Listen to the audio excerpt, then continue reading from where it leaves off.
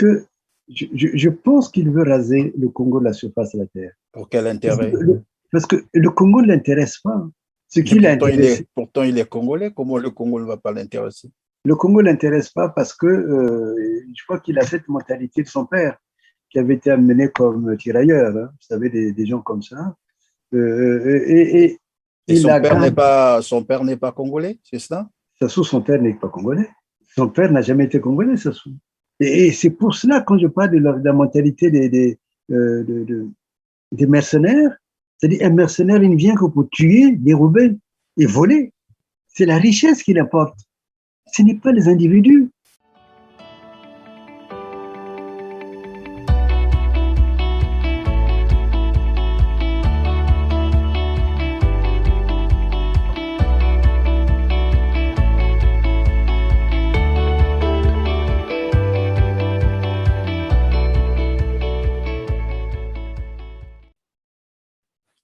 Bonjour ou bonsoir. Mesdames, Mesdemoiselles et Messieurs, fidèles internautes, merci d'être au rendez-vous de votre émission Droit de savoir qui portera aujourd'hui sur un livre de maître Dominique Nkunku, paru aux éditions L'Harmattan. Le livre est intitulé Le génocide des Lars. Et ce livre est non seulement interdit de vente au Congo-Brazzaville, mais a déjà fait l'objet d'une tentative de poursuite judiciaire par le gouvernement congolais. Aujourd'hui, Droit de savoir s'intéresse à ce livre pour tenter de comprendre d'où lui est venue l'inspiration pour écrire ce livre et de quoi parle ce livre, mais surtout, pourquoi le gouvernement congolais est-il hostile à ce livre? Voilà qui sera au centre de notre entretien aujourd'hui avec notre invité. J'ai cité Maître Dominique Nkunku. Si vous nous rejoignez pour la première fois sur TLR TV, soyez donc les bienvenus. Moi, c'est Christian Perrin. Bonjour, Maître Dominique Nkunku, et merci d'être encore avec nous aujourd'hui sur ce plateau.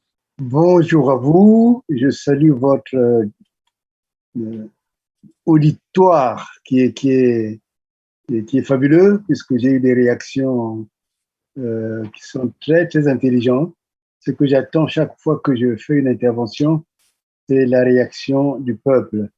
Parce que ce peuple, on l'a trop bâillonné, on l'a plus qu'intimidé, on a créé un climat qui n'est pas un climat qui permet à un peuple de s'épanouir. Et la parole, elle libère. S'il y a une faculté que l'on connaît depuis la Bible, c'est que la parole lave. Et quand la parole lave un peuple, vous savez, un peuple lavé, il devient dangereux. C'est pour cela que l'on crée beaucoup, beaucoup d'angoisse. C'est sans doute pour cela que le livre dont vous parlez a été interdit. Mais figurez-vous, hein, c'est le livre de tous les livres que j'ai écrits, c'est le livre qui a été qui continue à être le plus acheté chez l'Harmattan. Et beaucoup de Congolais, je dirais, de Congolais intellectuels dans le monde, et aussi bien que dans notre pays, ont ce livre-là. Mais ils ne le montrent jamais, ils le cachent. Merci, Maître Dominique Nkunku. Eh bien, comme je l'ai annoncé d'entrée de jeu, nous allons parler de votre livre intitulé Le génocide des Lari. En fait, ma première question est de savoir pourquoi l'avoir intitulé Le génocide des Lari au lieu de Le génocide du Poul. D'abord, je tiens à signaler que je suis juriste, je suis avocat, je m'intéresse beaucoup aux faits et non à... Moi, quand je réagis, quand je traite un dossier en tant qu'avocat, je ne m'intéresse pas à une sorte de géopolitique généralisée. Quand le livre est sorti, on a beaucoup parlé on a voulu, on a même fait des griefs énormes contre ce livre, contre moi-même, parce que j'avais choisi le titre, le génocide des Lari, et non pas le génocide du Poul. Bon, d'abord, quand je regarde la géographie même du crime qui a été commis, quand même le génocide, c'est un crime. Et la population qui a été visée, c'est la population qui habite dans ce que j'appelle les terres Lari. Donc, c'est cela. Et je dirais que cette géographie m'a été pratiquement indiquée par des organismes extérieurs au Congo, puisqu'au Congo, on avait caché, comme d'habitude, on cache des informations, on tue, on cache, on fait tout, mais il y a un organisme qu'on appelle IRIN, maintenant qui a changé de nom, que je crois à qui les Congolais un jour revaudront beaucoup, qui s'appelle à l'époque IRIN, maintenant c'est les New Humanitarians. Et ben, c'est eux, pendant que le Congo tuait, je dirais, à guichet fermé, hein, je crois que c'est le terme qu'il faut. Un génocide à huis clos, alors. Et absolument, et puis le Congo avait même interdit aux organisations internationales d'aller observer tout ce qui s'est passé, parce qu'en réalité, on voulait carrément éradiquer cette population-là. Et eux, ils avaient filmé. Ils avaient filmé à travers tout ce qui se passe au niveau satellitaire. Donc, ils avaient filmé que Soumouna avait été, Soumouna, c'est mon village, du moins celui de de ma grand-mère. Donc, Soumouna avait été bombardé, je dis bien bombardé, Kindamba avait été bombardé, Mayama, toute cette partie-là avait été bombardée. Et sous le prétexte qu'on poursuivait Ntoumi. Mais ce Ntoumi n'a jamais été quelqu'un qui était poursuivi. Il n'a jamais été. Maître, pendant que vous parlez de ce que ce gouvernement recherchait, donc Ntoumi, de quel génocide, en fait, de quelle période s'agit-il? Est-ce la toute récente, 2016, 2018? Oui, l'observation, en fait, elle porte sur la période de 2016, 2018. Vous voyez, c'est cette période qui a été la plus bouleversante et je dirais qui a été la plus regardée et qui a été la plus cachée, mais qui a été aussi la plus meurtrière. Meurtrière parce qu'il y a eu d'abord beaucoup vraiment de tueries. Meurtrière parce que jusqu'à présent, il y a même des militaires qui restent encore dans ces villages. Des militaires qui vont violer nos mamans dans les villages. Et toute cette période-là, en fait, c'est une période qui est sanguinaire, qui est gravement, disons, gravement meurtrière pour les Laris. Et bien moi, je posais la question de savoir pourquoi pas le génocide du Poul, parce que dans le Poul, il y a un peu aussi tout le monde, hein, il y a beaucoup d'autres ethnies, beaucoup d'autres clans qui sont dans le Poul. Pourquoi avoir sélectionné seulement les Laris? En fait, je n'ai pas sélectionné, j'ai constaté. Ça ne signifie pas du tout qu'à Kinkala, comme à Sumona, il n'y ait que des Laris. Ce n'est pas cela que je veux dire, vous voyez. Qu'il n'y ait pas eu d'autres populations, qu'il n'y ait pas eu des Sundis, qu'il n'y ait pas eu tout cela. Ils ont même continué de toutes les façons. Jusqu'à présent, ça a pris une ampleur. Sauf que, depuis que le livre a existé, ils ont une peur. Ils ont une peur pour pouvoir parler de ce génocide. C'est-à-dire pour parler publiquement d'une action militaire. Il faut circuler l'armée partout, ainsi de suite. Mais disons, il a fallu que nous puissions spécifier ce qu'il faut pour que le phénomène génocidaire puisse prendre dans le pays. Et une fois qu'il a pris dans le pays, il est devenu pratiquement une sorte de base, comment je peux appeler ça? Vous voyez, c'est comme quand un mal est identifié, on peut dire, mais chez nous aussi, on a été victime. Vous comprenez ce que je veux dire, vous voyez? Mais l'identification demande que l'on ait vraiment une population bien précise, qu'on sache qu'est-ce qui se passe, pourquoi on a bombardé là, pourquoi est-ce qu'on n'a pas bombardé, par exemple, je suis allé à Kinkala, quand il y a eu ce fameux, d'ailleurs c'était un risque énorme, qui était arrêté plusieurs fois en route. Je suis allé à Kinkala. À Kinkala, il n'y avait pas âme qui vive. Il n'y avait pas âme qui vive. Il y avait, je dirais, des rats qu'on voyait même sur le marché de Kinkala. Comme quoi, on avait exterminé tout le monde ou bien la population s'était déplacée? En tout cas, ou les deux, mais en tout cas, on ne dirait pas qu'il y a eu l'extermination de la totalité, puisqu'il en existe encore. Mais il y a eu une sorte de fuite dans les forêts. Il y a eu des forêts. On a empoisonné les eaux. On a coupé les arbres. On a coupé les arbres à la racine. On a détolé les maisons. Donc, évidemment, il n'y avait plus de vie. Et je disais que j'étais à Kinkala.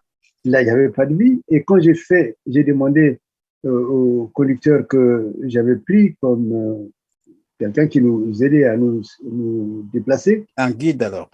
Oui, oui, mais quand nous sommes arrivés à Boko, c'est-à-dire la première fois que je voyais Boko, je suis arrivé à Boko, il y avait une vie, mais alors incroyable.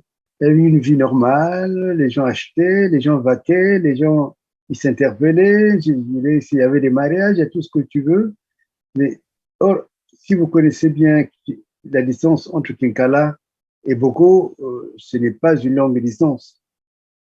Ce n'est pas une longue distance. Nous, je crois qu'on a mis 30 ou 40 minutes. Donc, à 40 minutes, vous avez, je dirais, une vie de mort à côté et de l'autre côté, alors une vie qui enfante. Alors, maintenant, c'est à partir de là que moi, je me suis dit, on ne peut pas parler du génocide du pôle.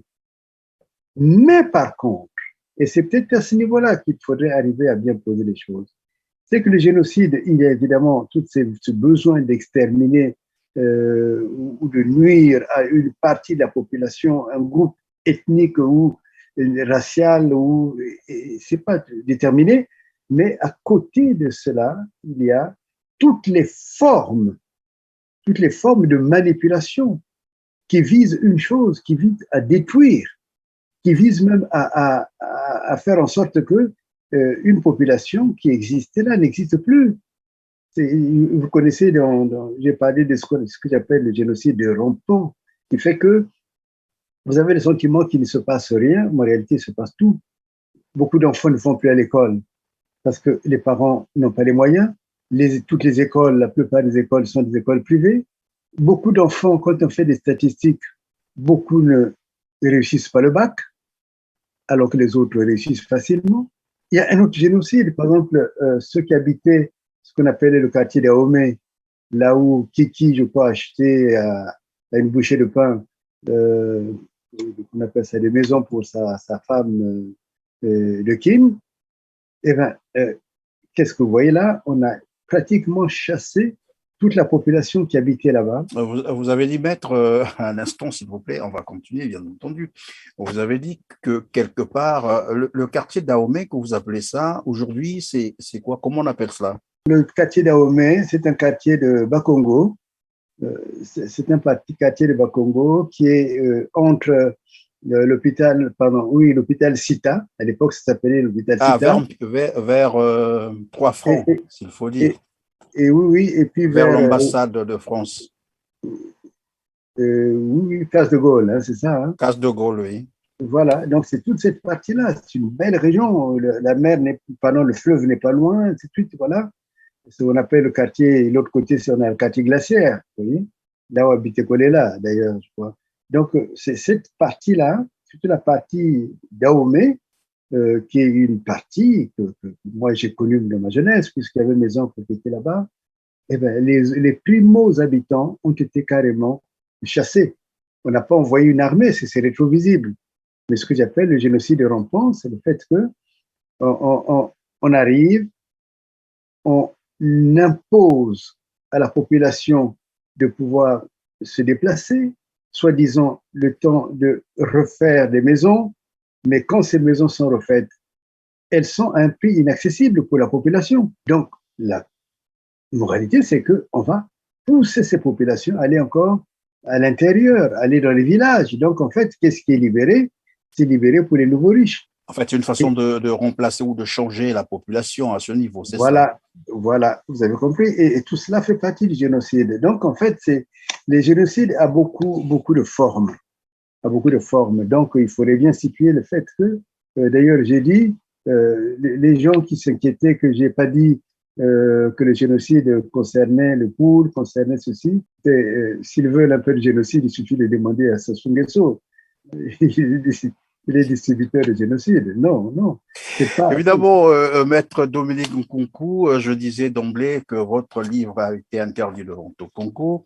Il a même fait l'objet d'une tentative de poursuite en justice, bien entendu. Je ne sais pas si cela a abouti, mais bien avant de répondre à cette question, je vais proposer à nos téléspectateurs de suivre ce reportage de nos confrères d'Africa 24 sur, bien entendu, une conférence de presse qu'avait tenue le gouvernement pour annoncer la poursuite judiciaire de contre vous, maître Dominique Nkunku. Suivez et on reviendra sur notre plateau. sans problème. Les ministres Thierry Mongala de la Communication et des Médias et Aimé Ange-Wilfried Bininga de la Justice ont dénoncé une imposture contre l'unité nationale exprimée dans le livre Génocide des Lari au Congo de Dominique Nkunku. Les deux membres du gouvernement ont annoncé des poursuites judiciaires contre l'auteur et la maison d'édition de cet ouvrage. Le ministre de la Justice a saisi le procureur général près la Cour suprême que des poursuites soient engagées contre M. Nkunku Dominique. Ils seront poursuivis. Et pour celles qui ont la nationalité congolaise, c'est l'occasion pour elles, ces personnes bien sûr, de venir répondre devant la justice de leur pays. Écrit par Dominique Nkunku, un Congolais résidant en France, l'ouvrage accuse le pouvoir en place d'avoir organisé depuis 1999 un plan d'extermination de l'ethnie Lari originaire du département du Pôle. Pour l'opposition, sa prohibition est une violation de l'article 25 de la Constitution, selon lequel tout citoyen a le droit d'exprimer et de diffuser librement son opinion. Déjà, les ministres qui ont tenu la conférence de presse disposent de l'ouvrage, donc ils sont les premiers à être arrêtés. Parce qu'eux, ils ont l'ouvrage. Ils le diffusent et ils opèrent la circulation et ils ont acheté ce qu'ils veulent priver aux autres Congolais. Il faut laisser à tous les Congolais la liberté de consommer l'ouvrage et de donner leur avis. Vous privez un citoyen d'acheter un livre en papier, il l'achètera en version numérique. Notons que c'est un arrêté du ministère de l'Intérieur du 22 octobre 2018 qui interdit l'entrée, la circulation, la distribution et la vente de ce livre sur l'ensemble du territoire national. Le sujet fera l'objet d'un débat d'actualité à l'Assemblée nationale ce jeudi 25 octobre 2018.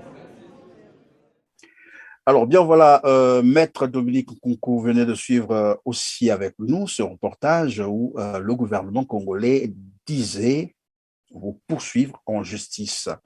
Est-ce que depuis que cette conférence de presse a eu lieu, avez-vous reçu une quelconque convocation de la justice ou une interpellation quelconque?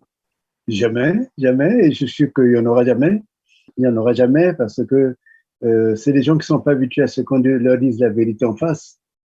Et comme ils ne sont pas habitués, ils ont le sentiment que ce Congo n'est fait que d'ignards, n'est fait que des gens qui tremblent, qui pissent dans les pantalons dès l'instant quand on fait une menace quelconque. Non, non, non, jamais. Et je sais que je ne le serai jamais. Je n'ai jamais été poursuivi. Il y a eu leur déclamation. Leur déclamation, oui. J'ai entendu. Mes équipes me l'ont ramené, l'ont regardé. Il n'y avait rien de consistant dans ce qu'ils ont dit.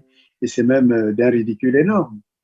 Parce qu'ils ont réuni la communauté internationale, disons, qui existe au Congo. Et eux, ils ont fait de ce livre un livre connu internationalement. J'ai retrouvé ce livre dans une université aux États-Unis. J'en ai retrouvé au Canada. J'en ai retrouvé, on m'a dit même qu'il y a des traductions qui ont été faites. Donc c'est pour dire que ce livre, il ne peut plus le saisir d'abord. Et moi, je ne suis pas inquiet. Je ne suis pas inquiet. Le jour où le temps viendra pour que je rentre au Congo, je vais rentrer au Congo. Et en l'occurrence, j'ai dit que lorsqu'on va refaire cette mascarade qui a été, qu'on va annuler cette mascarade d'élection, j'irai au Congo pour me présenter. Et personne ne me touchera. Personne. Je dis bien personne. Personne ne vous touchera. Alors, Maître Dominique Nkunku, tout à l'heure, vous disiez que vous avez fait un petit tour dans le pôle, une visite du pôle. Je voulais juste savoir, qu'est-ce qui a précédé entre le livre et cette visite? C'était juste pour savoir, finalement, qu'est-ce qui a inspiré votre livre? Est-ce que c'est cette visite ou bien c'est après avoir écrit le livre que vous êtes allé sur le terrain pour mener des investigations ou pour visiter le pôle? En fait, il faut savoir situer ce livre. Ce livre est une œuvre collective. C'est une œuvre qui est partie d'un symposium que nous avons organisé à Paris. Et vous savez, les grands événements, on réunit toujours l'intelligentsia. Il y a eu des personnalités de l'UNESCO qui sont venues. Il y a eu des confrères avocats. Et je crois que même à l'époque, les faits, je ne sais pas s'il est toujours, l'avocat de Mokoko était là. Il y a eu des historiens qui étaient là, il y a eu des philosophes qui sont venus, et tout cela était organisé sous l'égide à la fois de OIDA, une organisation qui avait été mise en place par Madame Alliot, mais aussi avec l'Harmattan, qui est l'éditeur. Et donc, on a laissé les gens s'exprimer librement. Les gens ont témoigné de ce qui s'est passé, ce qu'ils ont vu eux-mêmes. Et c'est une fois qu'ils ont exprimé ce qui s'est passé, à la fin, il y a eu ce qu'on appelle une motion. Il y a eu une motion qui a bien reconnu que, en conformité avec la Convention de 1948, il y a bien eu génocide au Congo. Donc ce livre a ce statut-là. Et j'ai écrit parce que j'ai constaté que beaucoup de choses que les Congolais, qui sont magnifiques, que les Congolais font, ces choses souvent restent, comment je peux dire cela, dans un état de pensée, d'idées, et puis avec le temps, on oublie. Moi, j'ai appris dans mes formations de Sorbonne que dès qu'il y a un événement, je l'écris. Dès qu'il y a un événement, je le formule. Et quand je le formule, c'est ce qui fait que maintenant, la dernière fois, mon éditeur me disait que j'ai écrit au moins une vingtaine de livres, mais des livres consistants. Et donc, c'est cela qui m'a fait prendre la plume. Un autre élément qui a conduit à ce que ce livre, je puisse vraiment l'écrire, c'est lorsque je vous ai parlé d'Irine. Irine qui a constaté que le pouvoir voulait faire ce qu'on appelle je dirais, totalement envahir, détruire la population qui était là-bas. Et parmi ces populations, il s'est trouvé que moi, je suis de Soumouna. Et quand j'ai constaté que Soumouna n'existait pratiquement plus, je ne pouvais pas me taire. Et même le village où on a grandi de mon papa, qui est Verngela, des choses comme cela, d'Amisakou. Et en fait, c'est des villages qui ont disparu de la surface de la Terre. Mais est-ce que, Maître, dans ce livre, on peut trouver aussi les statistiques, hein, c'est-à-dire les statistiques sur les dégâts causés, les victimes, le nombre des villages détruits, comme vous l'avez dit, voilà. Est-ce qu'on peut avoir ces éléments-là dans le livre?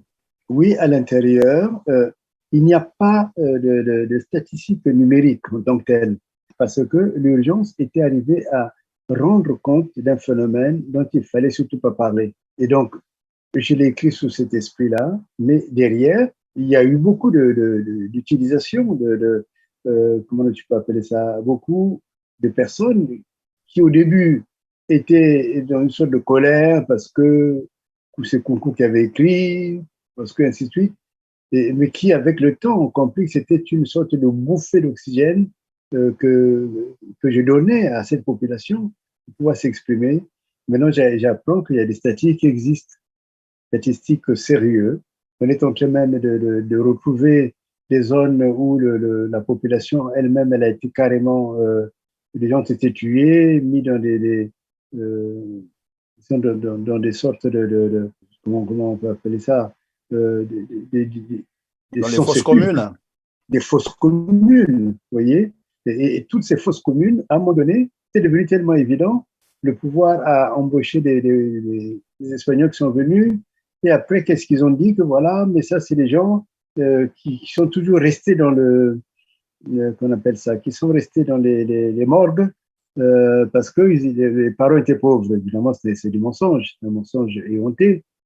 C'est des gens qui ont été tués dans cette période-là.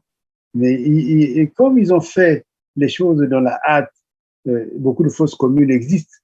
Et j'apprends maintenant que… Maître, vous êtes en train de nous apprendre que lorsqu'on nous parle, par exemple, de 575 corps qui traînaient, disons, abandonnés dans les morgues de Brazzaville en 2021, c'était les corps des victimes de ce génocide, c'est cela? Ah, bien entendu, je l'ai dit plusieurs fois, personne n'a démenti. Je l'ai dit, c'est une réalité.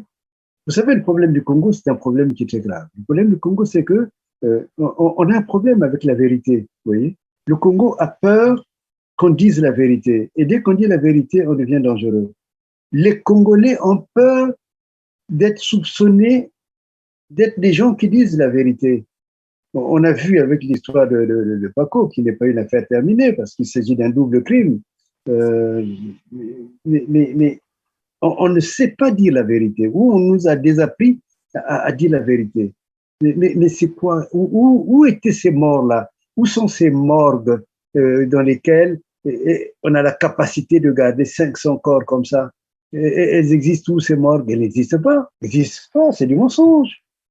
Oui, maître, mais pourtant, cette année-ci, je crois bien, 2022, non, toujours 2021, puisque là, je parlais en fait de mars 2020, où on nous a parlé de 575 corps abandonnés dans les morgues de Brazzaville. Et en 2021 également, il y a eu 600, je ne sais pas s'ils ont déjà enterré, il y a 600 corps qui ont été abandonnés dans les morgues.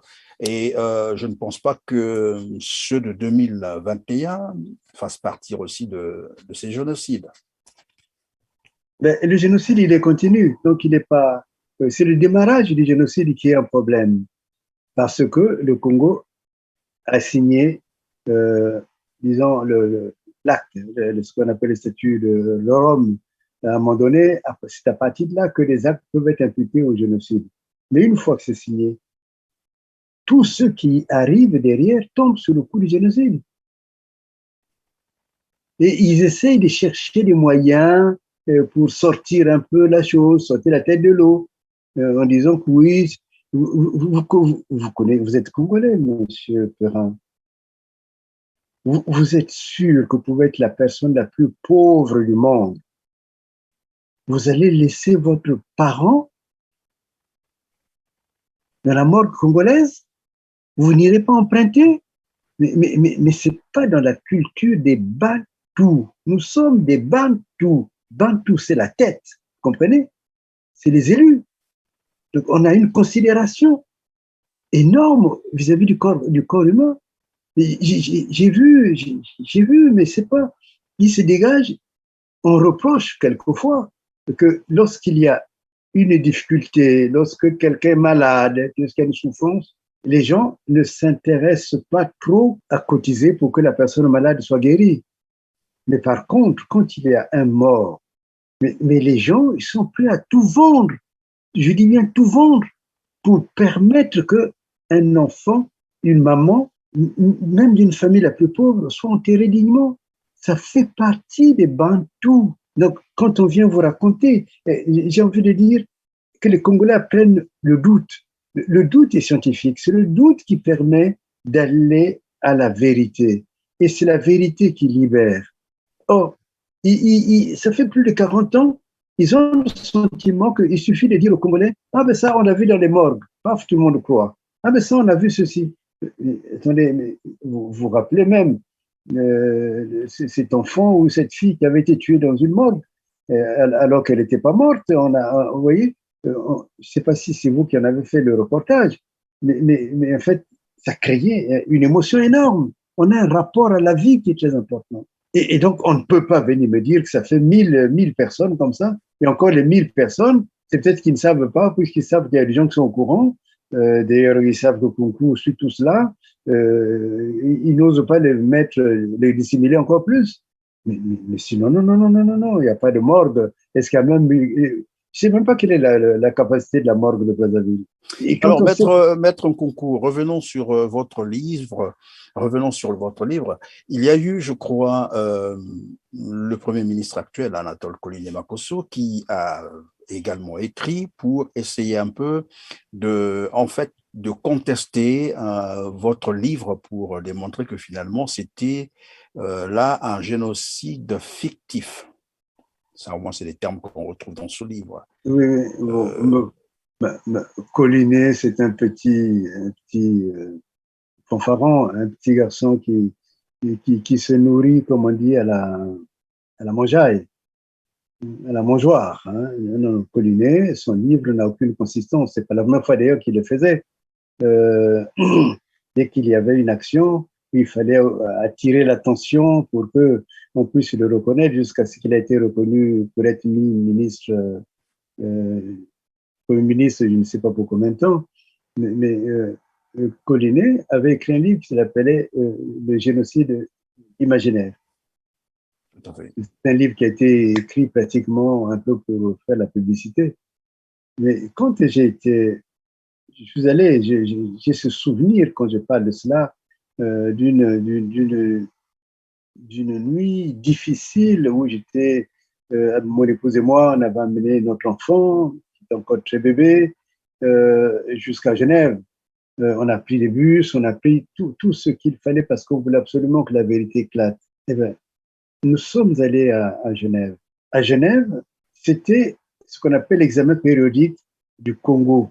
Le Congo avait envoyé au moins une délégation de plus de 100 personnes, uniquement pour vouloir contrecarrer Kunku. Nous sommes arrivés là-bas, la communauté internationale, beaucoup de membres avaient demandé au Congo de pouvoir mener ce qu'on appelle une enquête internationale, c'est-à-dire qu'ils ouvrent les portes, puisque jusqu'à présent elles sont fermées, à une enquête internationale.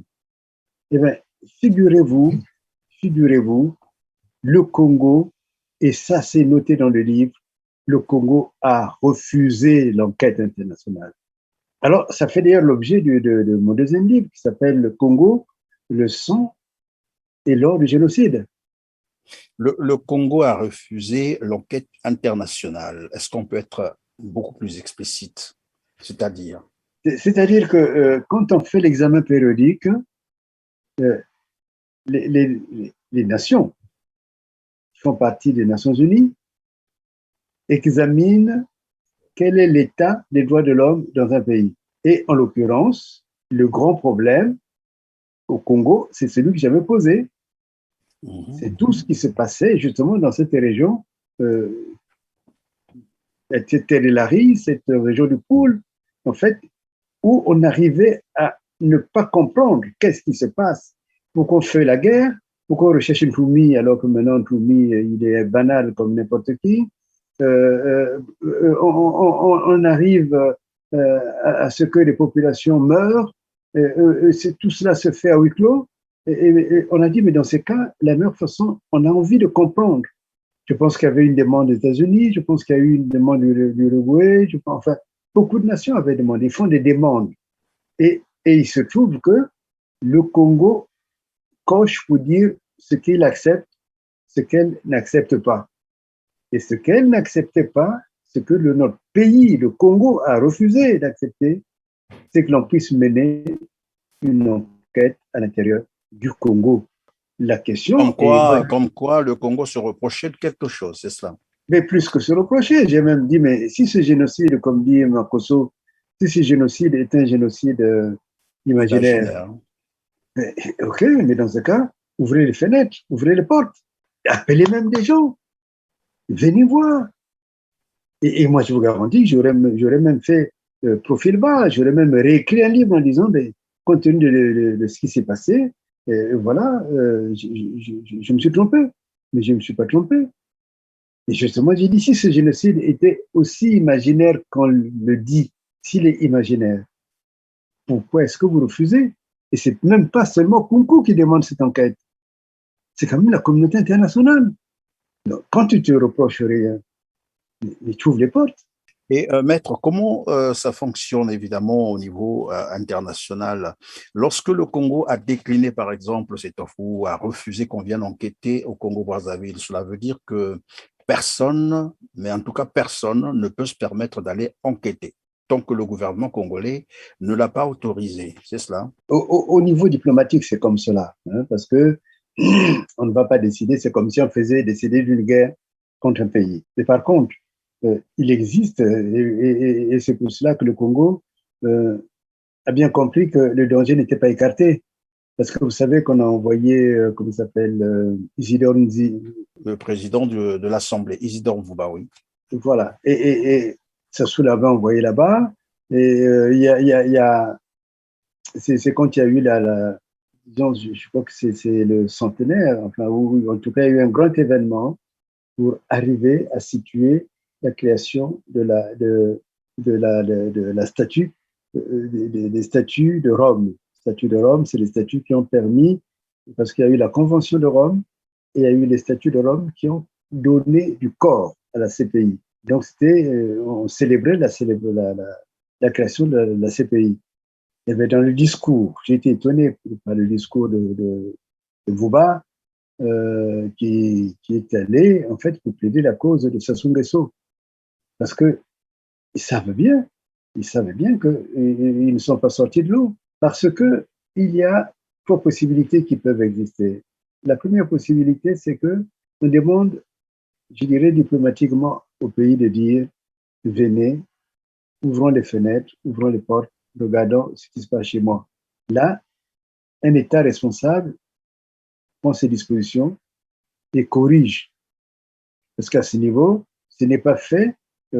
Cet exemple périodique, c'est comme des sonnets d'alarme. On signale des choses qui ne vont pas. Et là, le Congo a raté cette opportunité. La deuxième opportunité, c'est que il faut qu'un État ou plusieurs États puissent saisir le Conseil de sécurité de telle façon qu'on puisse signaler la gravité de la situation que la population vit. Et c'est dans cela que ce travail que vous faites est très important, parce que vous savez, les génocides et les autres génocides ont mis beaucoup de temps pour être reconnus, vraiment. Là, l'avantage, il a été reconnu, mais il faut maintenant le mettre en exécution. Oui, mais évidemment, Maître Dominique Nkunku, qu'est-ce qui fait qu'il y ait eu ce blackout sur le génocide dont vous faites état? Un blackout médiatique, c'est-à-dire les médias étrangers n'en ont pas parlé, à la rigueur, un tout petit reportage de 2-3 minutes, et puis bon, ça s'est arrêté à ce niveau. Est-ce qu'on peut penser que là aussi, c'est le gouvernement congolais qui a dû empêcher tout cela? Mon secrétariat a pris contact avec, je crois que c'est Afrique 24, hein, une dame s'était portée volontaire pour réactualiser le dossier comme vous êtes en train de le faire. Et vous savez qu'après, ce qu'il lui a dit, parce que quand elle a relancé en disant, mais alors qu'est-ce qui se passe? Est-ce que vous voulez que Maître Nkunku vienne sur vos plateaux? Alors qu'il m'avait déjà invité, hein, sur le problème de la tontine, je suis beaucoup intervenu sur leurs émissions. Et donc, la dame a dit, vous savez, si je veux perdre mon poste, il faudrait que je parle de ce génocide et que je parle de ce livre. Donc, il a dit, je pense que vous avez tout compris. La corruption internationale dans laquelle s'est installé le Congo est une corruption qu'il faut casser, parce qu'il met en danger le Congo, mais il met en danger aussi la communauté internationale. Alors, Maître Nkunku, au-delà de ce qu'il y a eu donc ce blackout et que le gouvernement congolais a refusé les enquêtes internationales, bien entendu, quelle alternative? Comment doit-on faire pour le faire connaître et probablement en arriver à interpeller quand même les auteurs? Tout à fait. Alors, il y a disons, il y a déjà une double victoire. La première victoire, c'est que le gouvernement qui voulait crier haro sur le bonnet s'est retrouvé lui-même exposé devant cette situation. Parce que même les ambassadeurs qui étaient sur place savaient bien que le Congo pratique le génocide. Deuxième victoire, c'est le fait que maintenant, en fait, les Congolais, ce qui me manquait à ce moment-là, c'est pour cela que je me suis dit, il faut travailler en profondeur. Le gouvernement a fait en sorte que les Congolais eux-mêmes ont pris conscience de ces génocides. Et je crois qu'il y a une maturité qui manquait à ce moment-là.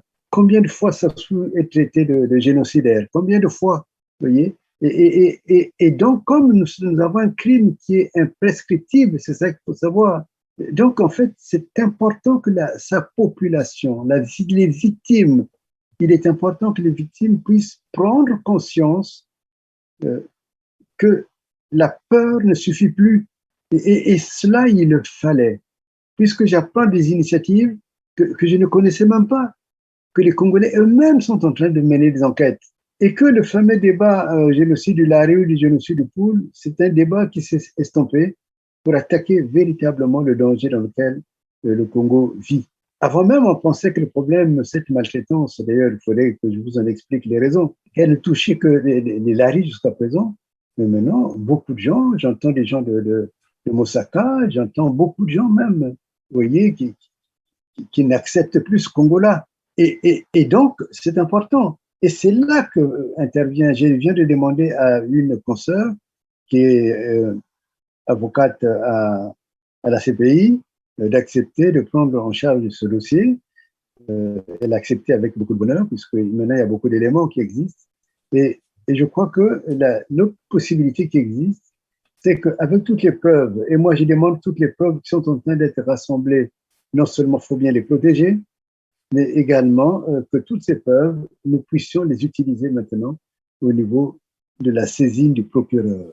L'avantage, c'est qu'il y a vous parlez du procureur de la CPI, c'est cela? Tout à fait, c'est le procureur de la CPI parce que la CPI a aussi la possibilité de constater qu'il y a un danger.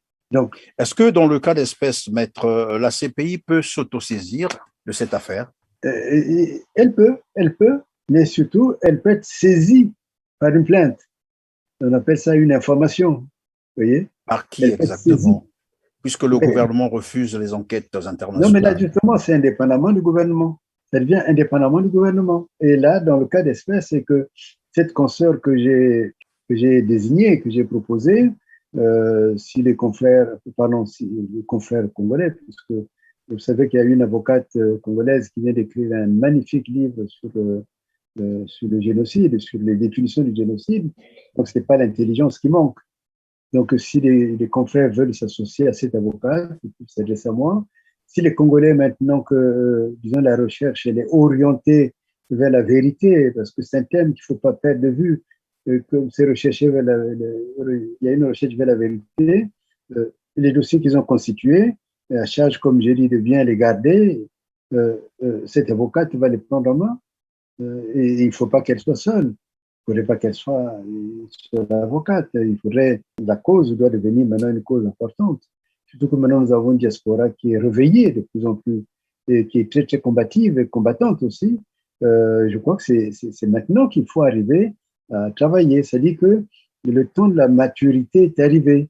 Et moi, je suis fier de plus en plus des Congolais. Avant, c'est vrai que j'en étais beaucoup irrité parce que je me disais, mais c'est leur affaire. Pourquoi est-ce qu'ils ne comprennent pas? Mais maintenant, au contraire, beaucoup anticipent les choses. Il y a un travail qui est fait, un travail de fond. Et ce travail de fond, maintenant, le temps arrive pour que ce soit mis sur le bureau du procureur.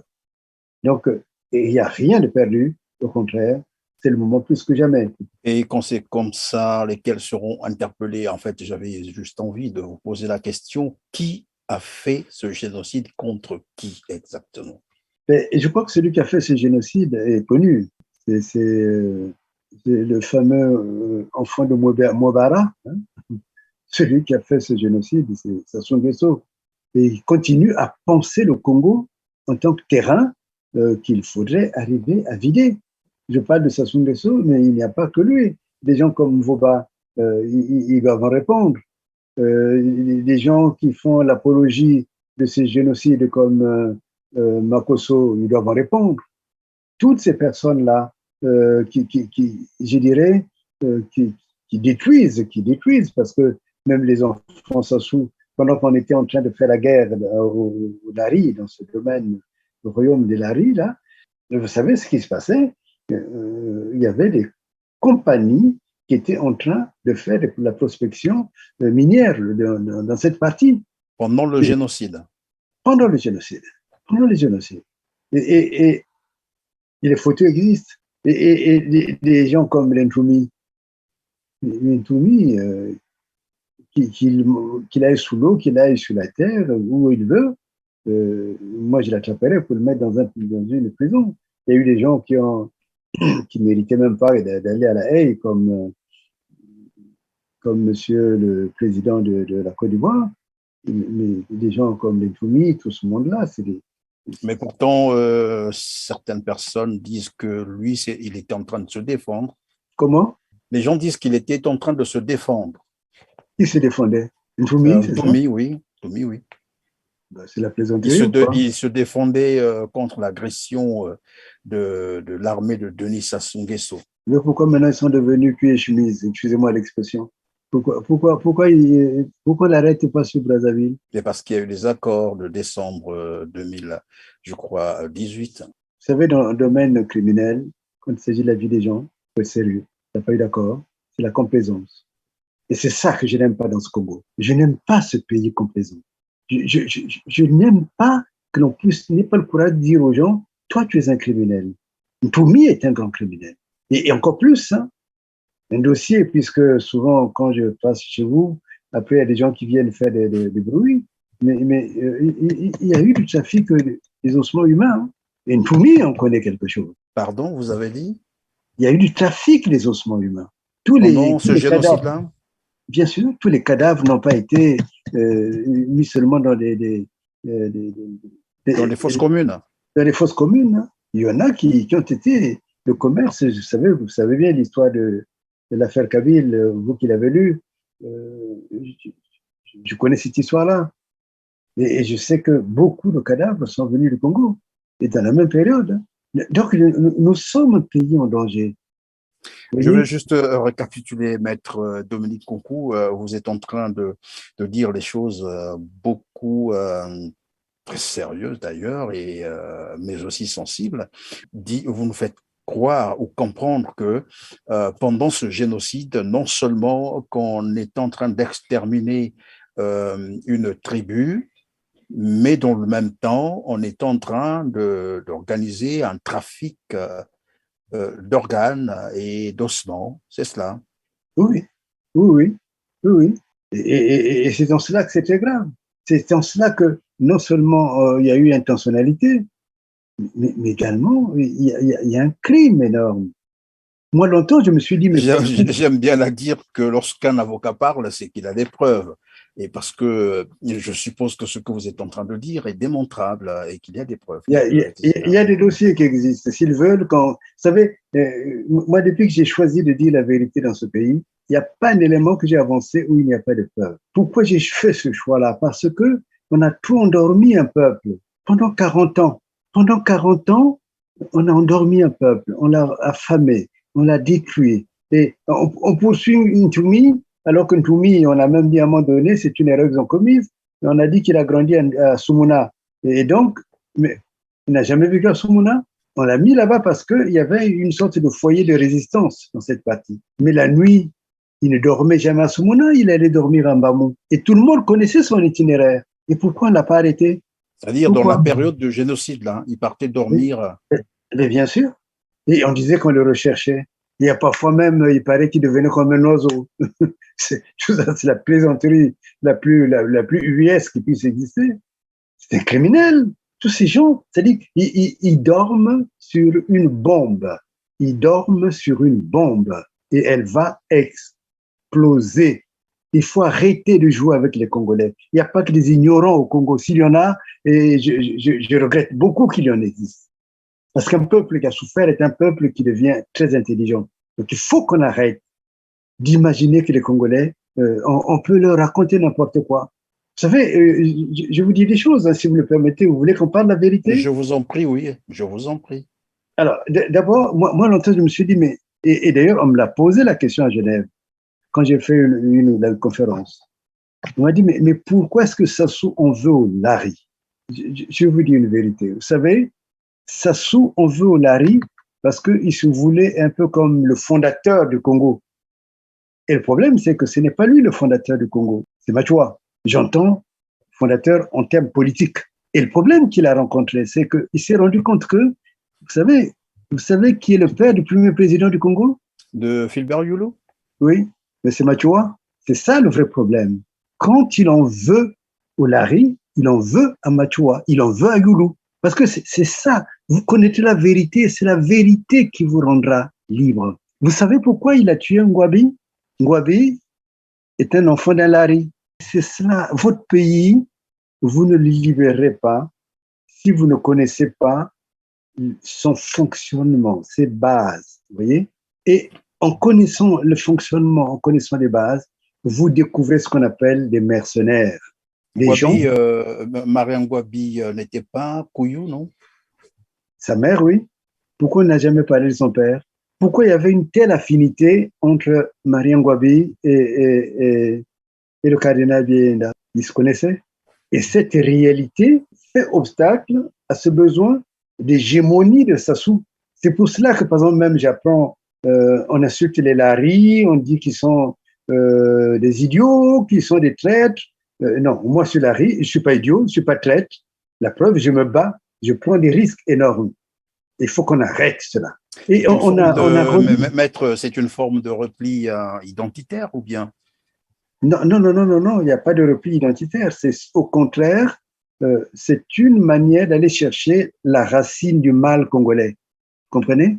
Parce que ce qui se passe, c'est d'une banalité incroyable. Quand on faisait la guerre, par exemple, dans cette partie qu'ils appelaient ça la guerre, et vous savez que il se passait à Kinkala, les gens comme, comment ça s'appelle, Salissa Okombi, et ainsi de suite, ils étaient venus carrément créer une sorte de bouchon devant le pont de Dieu pour tuer les gens. Les gens étaient au courant. Mais les gens, ça ne les pose aucun problème parce que ça touche les laris. Vous voyez, c'est ça qui est grave. Et lorsque ça touche les laris à ce niveau, qu'est-ce qui se passe derrière? Le jour où ça va toucher les mochis, comme maintenant là, c'est en train de tourner, qu'est-ce qu'on va dire? Ah, mais ce ne sont que des mochis. Le jour où ça va toucher les couillous, ah, mais ce ne sont que des couillous. Les jours où ça va toucher les vilis, oh, ce ne sont que des villes. Vous comprenez ce que je veux dire? C'est pas un repli identitaire. C'est une manière de regarder où est notre problème. Pourquoi notre pays se meurt? Pourquoi on peut prendre l'argent du Congo, aller le mettre n'importe où, le placer n'importe où, aucun Congolais ne se lève? Parce qu'ils ont le sentiment que ce n'est qu'une affaire des autres. Mais non, c'est pas comment on dit ça. On dit, vous voyez, il y a des fois, je crois que c'est les Laris qui disent que tu as le sentiment que ce n'est que le poil de la bête qui est en train de brûler alors que c'est la bête elle-même. Or, c'est toute la bête. On a le sentiment que ce n'est qu'une histoire de Lari. Mais quand vous détruisez les Laris, c'est la région la plus riche, hein, c'est une des régions les plus riches. Hein. Il y a une zone, une terre qui existe, qui n'est pas encore exploitée. Et lorsque on ne parlait que des Laris, ce ne sont que des Laris. Mais lorsque on commence à parler des gens du Niari, ça devient et les Laris et les gens du Niari. Lorsque on va parler des Kouyou, on va parler des Mboshi, mais je ne sais pas si vous vous rendez compte. On sait bien que, évidemment, je voulais juste rappeler qu'en dans les années, je crois, 87 ou 86, comme ça, il y a eu un génocide à Ikonongo aussi, dans la partie nord. Ah ben, mais bien entendu. À ce moment-là, le Congo n'avait pas encore ratifié les traités. Non, non, non, non. Mais attention, ça ne signifie pas du tout que le crime ne soit pas blâmable, hein, ne soit pas, on ne va pas rechercher. Ikonongo, à Ikonongo, oui, c'est un dossier que je suis. Vous voyez, moi, tous les dossiers du Congo me regardent beaucoup. Je me dis, c'est un petit pays riche et nous avons un peuple très intelligent, je vous garantis. Nous avons, si on avait continué à être développé, à être instruit, avoir des universitaires comme on en a eu dans les années 60, mais vous savez, on aurait été peut-être le peuple le plus brillant de l'Afrique. Hein.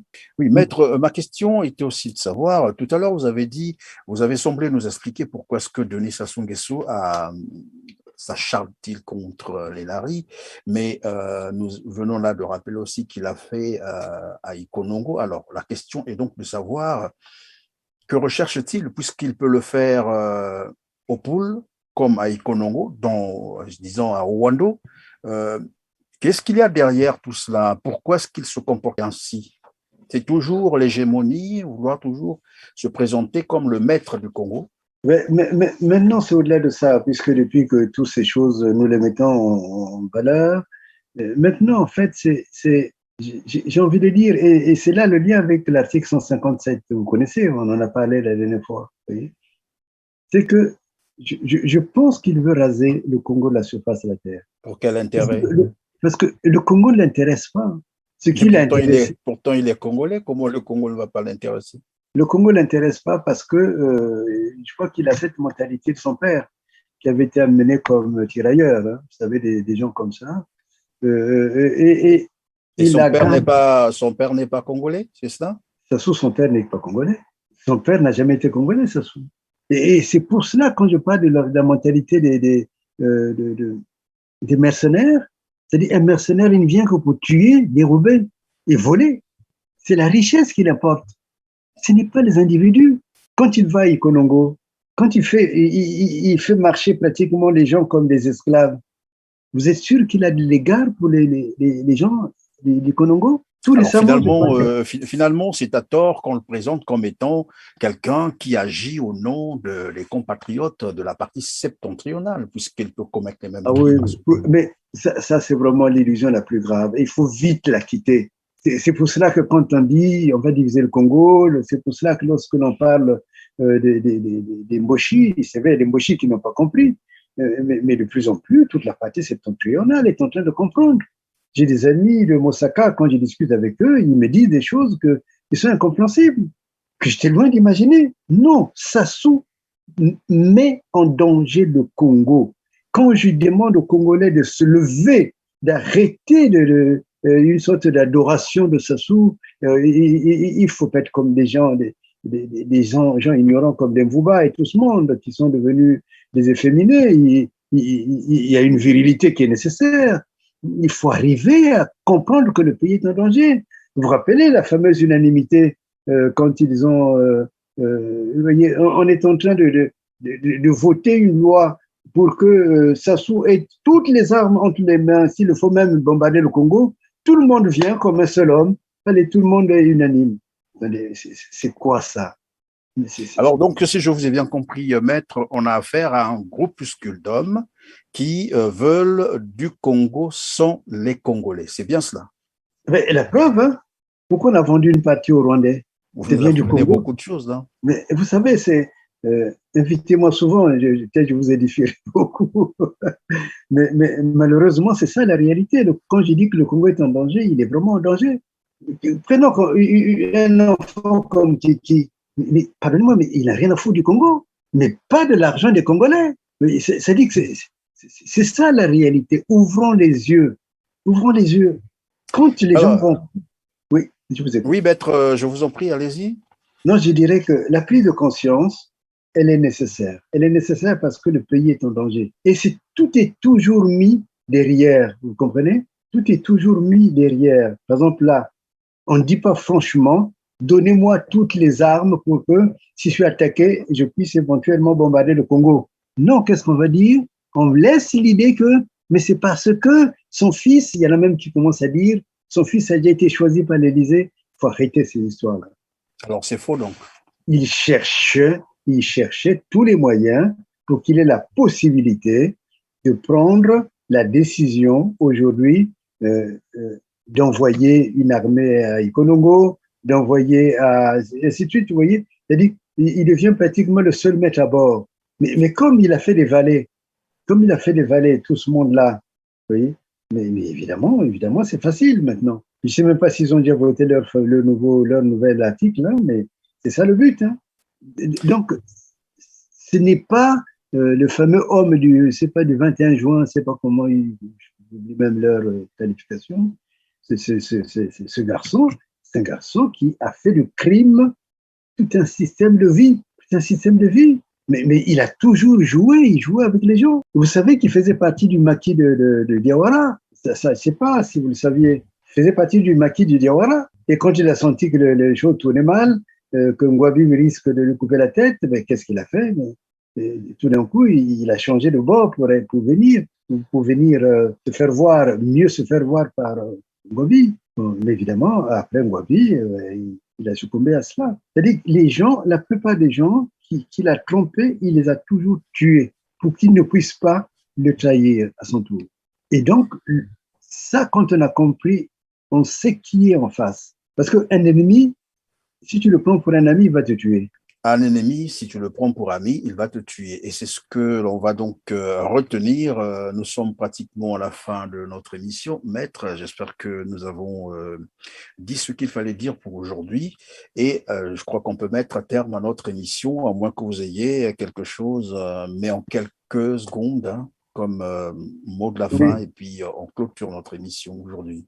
En quelques secondes, je voudrais revenir un peu sur le combat de monsieur qui touche euh, Brice, Brice Parfait, collé là, oui. Pas du tout pour parler de l'affaire, puisque il y a des brillants confrères qui s'en occupent et je voulais vraiment les encourager parce que souvent la diffusion qui est faite, c'est qu'on a le sentiment que le débat portait sur l'inhumation ou pas de Kolela. Mais en réalité, selon ce que moi je connais, le débat portait sur la vérité, qui a tué Kolela et comment il a été tué et quand. Et donc ce combat-là, il faudrait continuer à l'avoir.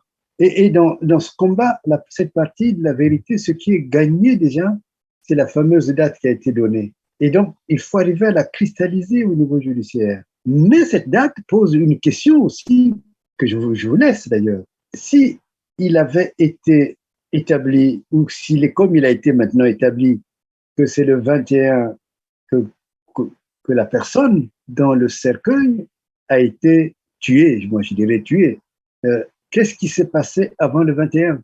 Puisque nous avons des photos de Kolela qui étaient dans un sac. Donc, en fait, il y a deux crimes.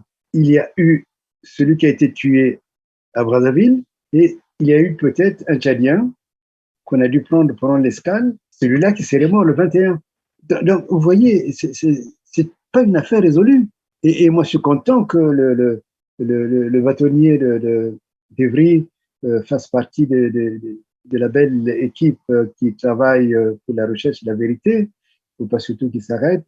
Et à un moment donné, je crois qu'il faudrait que cette équipe si compétente puisse interpeller et peut-être mettre en cause, y compris judiciairement, la France. Comment est-ce qu'elle accepte que sur son sol, on vienne commettre des crimes? Là, il y a une succession de crimes. Il y a le crime de Kolela, mais c'est qui cet homme qui serait décédé le 21? Puisque cliniquement, il est établi que cet homme est mort le 21. Vous êtes d'accord? Mais si cet homme était déjà mort à Brazzaville, donc il y a eu deux personnes qui étaient mortes dans cette affaire. Et il faudrait que l'instruction nous conduise vers cela. C'est ça l'intelligence. Et il faut que nous devenions le peuple que nous sommes, un peuple intelligent, et non pas qui va se cacher pour murmurer derrière les choses, mais véritablement savoir dire les choses en face en disant, dites-moi simplement, le 21, qui c'est qui était mort? Est-ce que c'est un Congolais ou un Tchadien? Si le Congolais était déjà mort à Brazzaville. Enfin, voilà. Vous m'invitez pour des questions, je vous en laisse aussi. C'est un bon partage, non? En tout cas, merci, Maître Dominique Nkunku. Nous vous disons grand merci d'avoir été avec nous aujourd'hui, mais ce n'est pas fini. Comme on l'avait dit, c'est toute une série d'émissions que nous avons à organiser parce évidemment, il faut dire la vérité aux Congolais. Il faut faire prendre conscience aux Congolais qu'il y aura encore un certain nombre de choses. Merci à vous aussi. Chers téléspectateurs, de nous avoir suivis. N'oubliez pas de liker, n'oubliez pas de partager nos émissions. C'est en cela que vous allez participer à notre activité médiatique, mais surtout à la liberté d'expression. N'oubliez pas non plus de vous abonner pour ne rien manquer des programmes Keller TV. On se dit donc au revoir et à très bientôt. Merci.